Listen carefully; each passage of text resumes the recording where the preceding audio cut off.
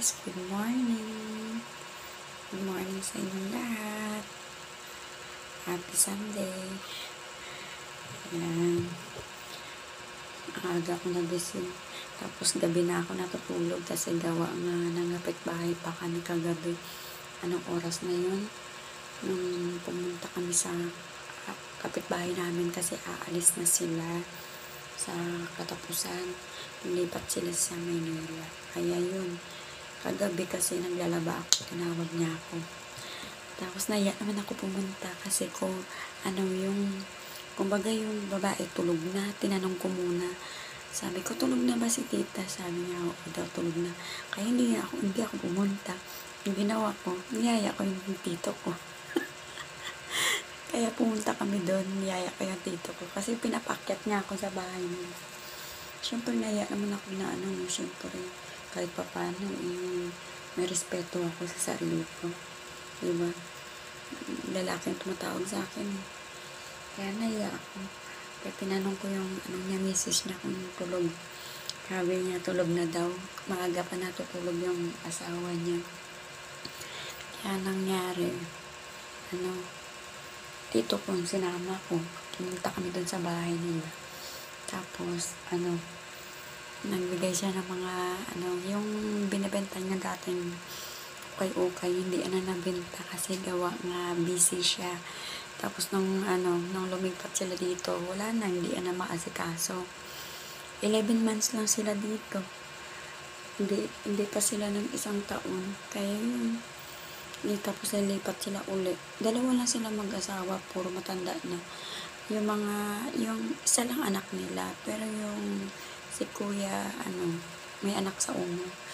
Kaya yun. Pero sila ni tita, wala. Kaya, nilipat na naman sila ng, sabi ko nga, akala ko nga, kasi yung gate nila, meron nang nakalagay na house for rent.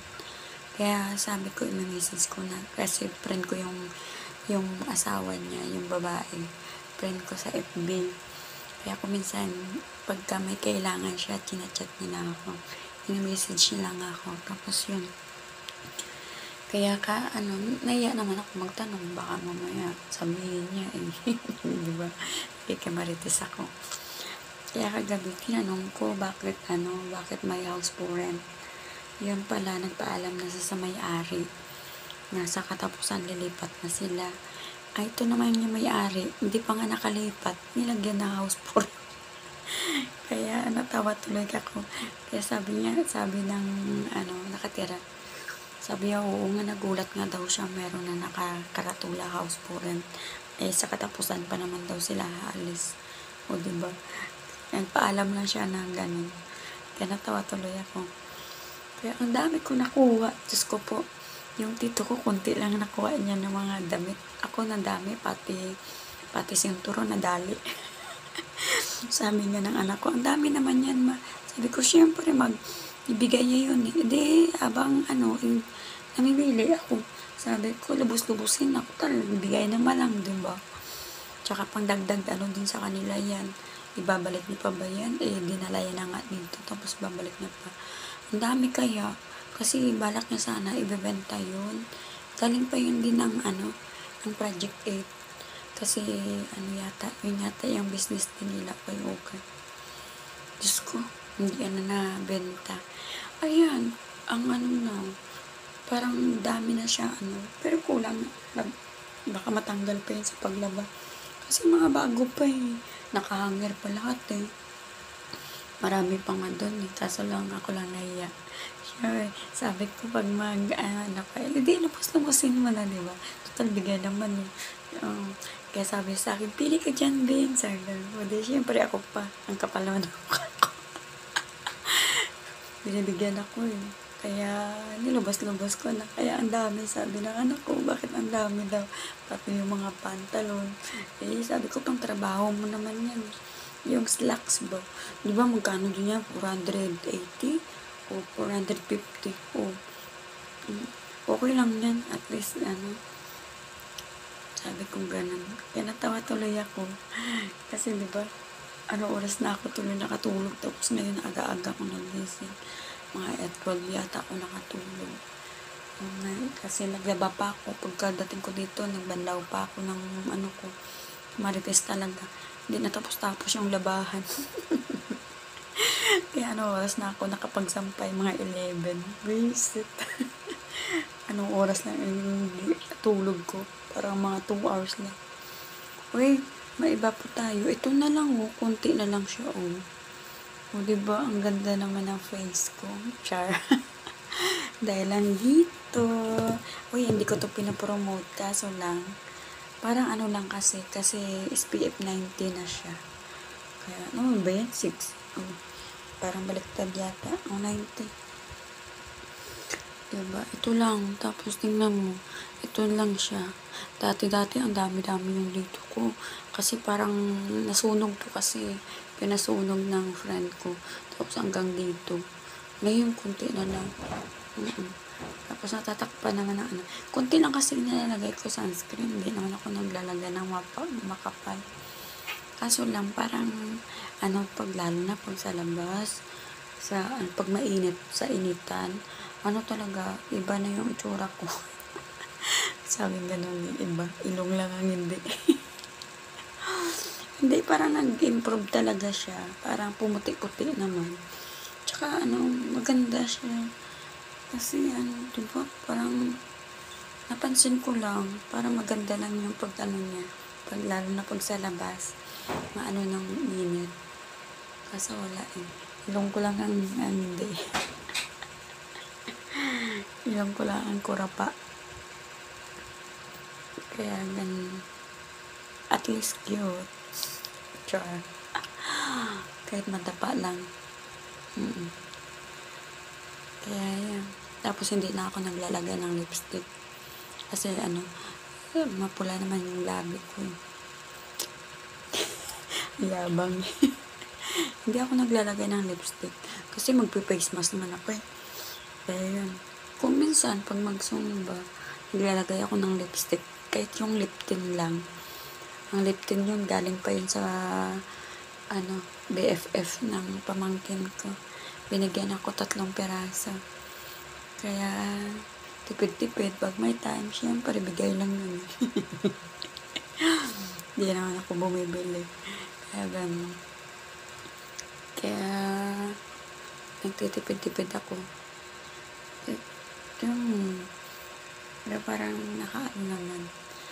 Kasi pag sa sa araw, Diyos ko po, sobrang puti ng mukha ko.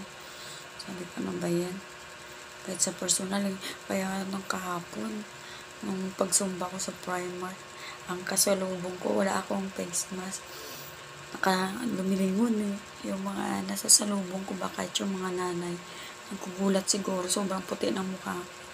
Kasi sa salamin, maputi naman talaga yung mukha ko, sobrang puti. Kaya kung minsan natatawa na lang ako kasi baka sabihin na bagong dating yung zombie.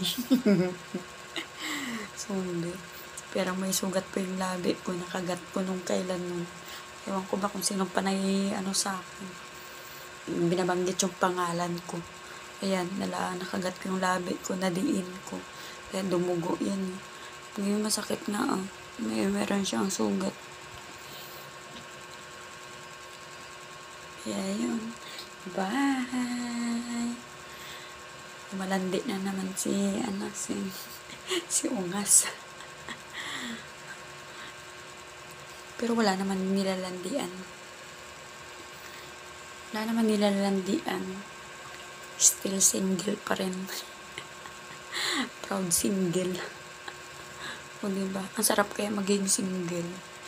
Wala yung kumbaga walang may nag-aano sa'yo nga.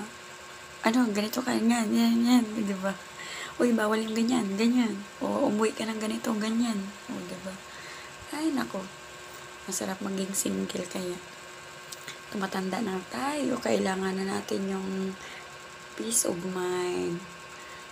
Kaya, marami naman tayo nakakausap. Sabi nila, pag may edad na daw, kailangan may kausap ka. Hindi sa iyo na lang yan. Depende na lang sa iyo yan. Kaya ako naman, marami naman ako kausap eh. Marami naman ako mga kaibigan. Pwede ko lalapitan. Kahit dito sa bahay, cellphone, kausapin mo. Sarili mo. Parang baliw lang ba? Wisit. Ay. Sorry. Kaya ganun lang. Hindi naman pwede na umaasa ka sa mga lalaki na kailangan buhay mo, lalaki lang. Ano yun? Gusto mo lang Georgia? Naku, pasakit sa ulo lang yan. Kung gusto mo lang Georgia, o di magbumili ka dyan. Pero, huwag yung permanente. Ay, mga lalaki masakit sa ulo. Pagkatapos niya, pag masawa sa'yo yan, lilipat naman yan sa iba. Di, ang kailangan ngayon, practical. Money, diba? Ganun na yung buhay ngayon. Kaya, Diyos ko, pag lalaki na, wag na.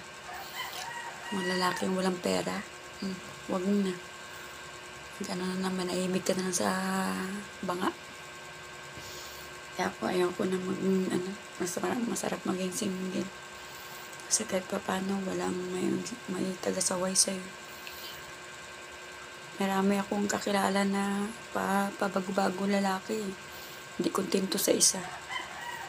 Ako okay na yun. Okay na sa buhay ko. At least alam ko may anak ako. Di kung bigay ni Lord na iwalay talaga kayong dalawa, o di salamat. Kung nang babae siya, o di bala sa buhay niya. Basta ako, hindi ako ng lalaki. Ang lalaki man ako, at gusto ko yung 4 na M, yung buhayin ka, tsaka mahalin ka ng tapat. Hindi yung lulukuhin ka. Pag manakita doon na maganda, doon na naman. Ay, nako. Visit. Ano ba yan? Kaya ako, hindi ko na iniisip ngayon yan. Puro problema, sakit sa ulo lang. Dapat yung dinadala ka sa, sa yung masayang, lugar, yung pinapasyal ka, yung relax, yung parehas kayo, relax, di ba? Yung pangarap ko eh. Kaso wala eh. Puro mahirap ng tao. Kailan pa tayo kayo makakuha niyang ganyan? Yung happy na lang ba? Yung pupunta kayo sa ganito, magkasama kayong dalawa, di ba? So, wala naman kayong baby. Yung apo ko naman nandun sa nanay niya. Sila naman na nagpalaki nun. Kaya ako, free ako kahit saan. Diba? Sige na nga. Baka mamaya, oras na ako makaalis eh. Bye! God bless!